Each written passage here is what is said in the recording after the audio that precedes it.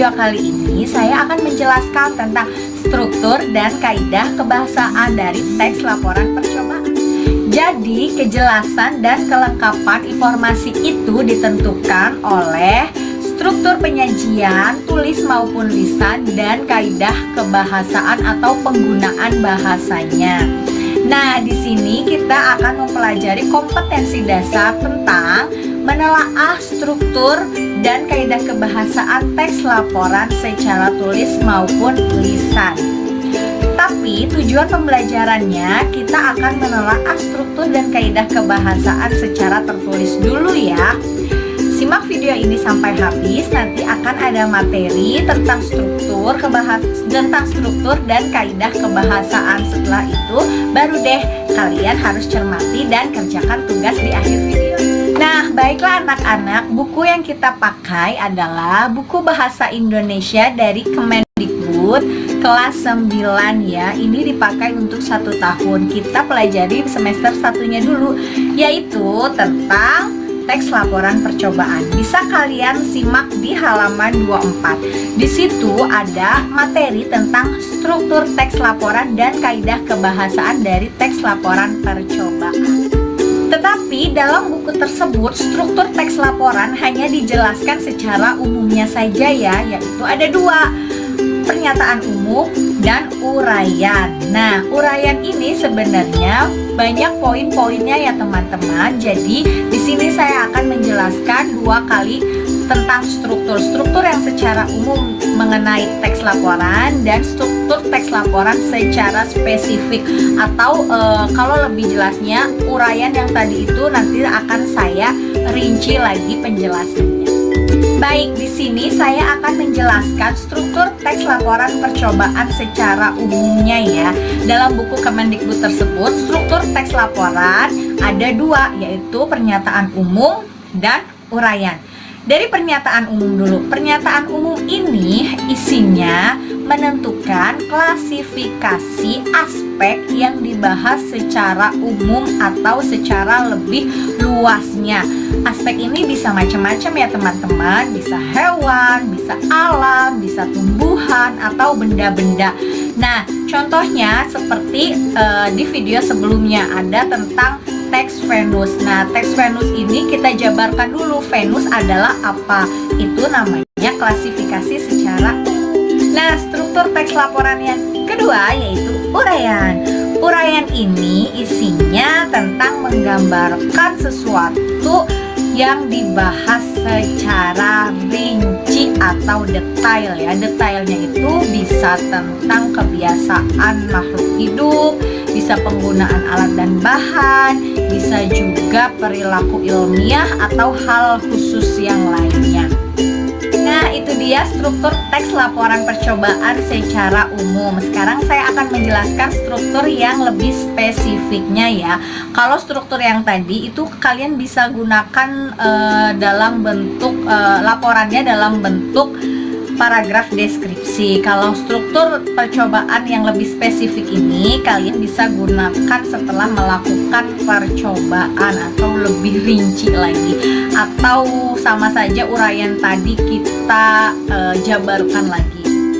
Ini dia struktur teks laporan percobaan yang lebih spesifik. Yang pertama ada judul percobaan, yang kedua ada tujuan percobaan itu dibuat, yang ketiga ada penggunaan alat dan bahan, yang keempat jelas setelah ada alat dan bahan ada langkah-langkah dan proses membuat, yang kelima ada hasil percobaannya, dan yang terakhir yang keenam yaitu kesimpulan. Oke, dari mulai judul laporan dulu ya. Judul laporan ini jelas identitas laporan tersebut. Contohnya laporan praktikum jaringan silem, itu bisa dijadikan judul. Yang kedua adalah tujuan. Tujuan ini dibuat agar pembaca tahu untuk apa sih percobaan kalian yang sudah kalian lakukan ini.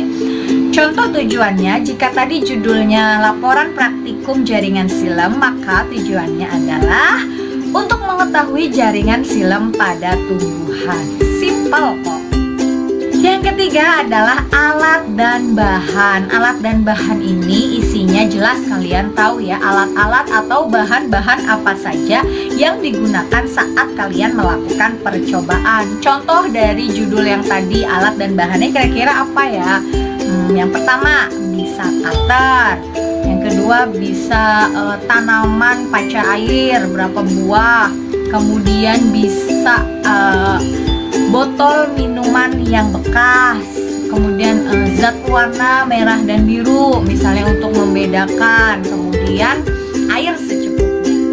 Nah, yang keempat itu langkah-langkah atau cara kerja atau proses ketika kalian melakukan percobaannya. Kalian jabarkan dari awal sampai akhir, tidak boleh ada yang terlewat ya. Yang kelima adalah hasil percobaan. Nah, hasil percobaan ini bisa kalian buat dalam bentuk tabel, dalam bentuk foto, dalam bentuk diagram, atau dalam bentuk uraian pun boleh dan bisa banget. Jadi bebas, yang penting isinya menjabarkan tentang hasil dari percobaan yang kalian buat. Yang terakhir adalah simpulan. Nah, untuk materi simpulan ini saya sudah buat videonya ya. Di video sebelumnya kalian bisa lihat. Yang penting simpulan itu isinya sedikit tapi mencakup keseluruhan hasil akhir dari percobaan yang kalian buat. Nah, setelah kalian mengenal struktur teks laporan percobaan, ini saatnya kalian mengenal ciri-ciri kebahasaan yang umumnya dipakai pada teks laporan percobaan. Simak ya, jangan sampai ketinggalan.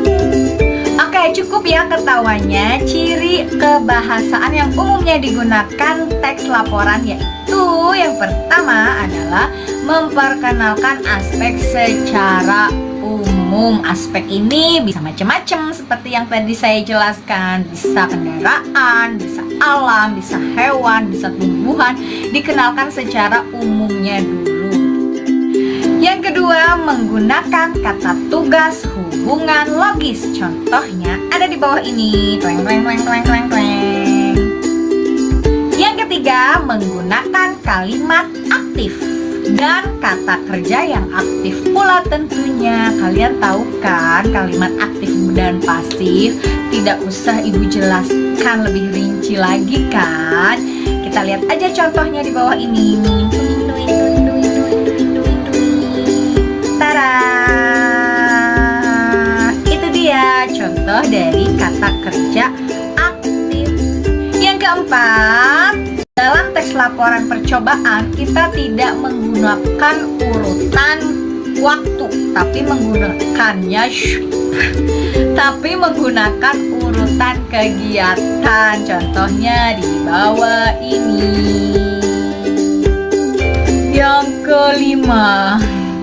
Yang kelima, ciri kebahasaan dari teks laporan adalah kita tidak menggunakan kata ganti orang, tapi menggunakannya kata ganti benda. Paham kan? Kita lihat langsung contohnya. Ciri kebahasaan dari teks laporan yang keenam adalah penggunaan kata istilah atau istilah bidang ilmu. Nah, contohnya di bawah ini, langsung aja. Penggunaan kata istilah ini sangat jarang ya, bukan tidak jarang, sangat jarang digunakan karena digunakannya ketika kita sedang melakukan percobaan atau sedang penelitian gitu-gitu deh pokoknya. Makanya digunakan dengan istilah khusus biasanya, bukan bahasa atau kata yang biasa kita pakai sehari-hari. Nah, yang terakhir guys, biasanya ciri dari teks laporan percobaan itu disertai foto, diagram, tabel, gambar, dan sebagainya. Kenapa? Karena itu bukti kuat kalian sudah melakukan percobaan. Selesai. Kira-kira kalian paham gak sih? Kalau ada yang kurang paham, kalian bisa tanyakan ke kolom komentar ya. Karena setelah ini kita akan lanjut ke tugas yang harus kalian kerjakan untuk mengukur kepemahaman kalian tentang struktur dan ciri kebahasaan teks laporan. Lanjut. Tugasnya adalah nomor 1, buatlah pernyataan umum dari tangkai bunga. Kedua, buatlah pernyataan umum dari belalang. Yang ketiga, buatlah uraian dari belalang. Yang keempat, isilah titik-titik berikut dengan kata tugas yang tepat. Terang. Yang kelima, sama. Isilah titik-titik berikut dengan kata tugas yang tepat. Nah, jadi cuma ada 5 tugas yang harus kalian kerjakan ya. Oke, cukup sekian video saya kali ini tentang materi struktur dan ciri kebahasaan dari teks percobaan. Semoga kalian paham, semoga kalian mengerti, dan semoga bermanfaat. Jangan lupa like-nya, kemudian komen kalau ada yang ingin ditanyakan, dan share ke semua sosial media yang kalian punya. Dan yang terakhir, harus subscribe, karena subscribe itu gratis. Sampai ketemu di video selanjutnya. Wassalamualaikum.